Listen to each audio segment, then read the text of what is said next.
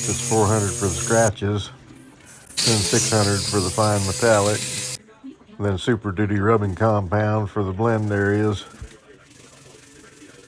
then grease and wax remover to take off all the impurities, then back tape the sharp edges,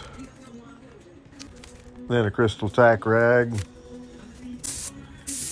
then laying on the base coat.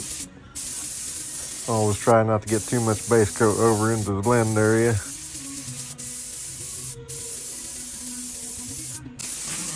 Then laying on the clear coat.